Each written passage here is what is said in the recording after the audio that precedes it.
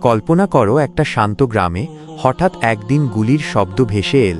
সবাই দৌড়ে গেল আর দেখতে পেল একজন মানুষ পড়ে আছে নিস্তেজ হয়ে, রক্তে ভেসে যাচ্ছে চারপাশ। কেউ জানে না সে কে, কেউ জানে না কেন তাকে মারা হলো, শুধু জানে একটা প্রাণ ঝরে গেল। তার পেছনে কান্না করে একজন মা, অপেক্ষা করে একটা ছোট্ট মেয়ে, আর এক বৃদ্ধ বাবা চেয়ে থাকে ফাঁকা দৃষ্টিতে। একজন মানুষ মরে যায়, কিন্তু তার সঙ্গে যেন পুরো একটা জগৎ থেমে যায়।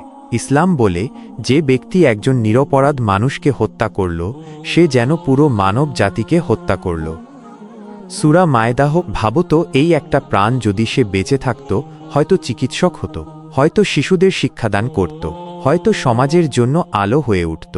কিন্তু তাকে মেরে ফেলে সেই সম্ভাবনার প্রতিটা আলো নিভিয়ে ফেলা হয়েছে। ইসলাম কেবল নামাজ রোজা শেখায় না, সে শেখায় একটা প্রাণের মূল্য কত। এই পৃথিবী তখনই বদলাবে যখন আমরা একজনের জীবনকেও পুরো মানবতার জীবন মনে করব।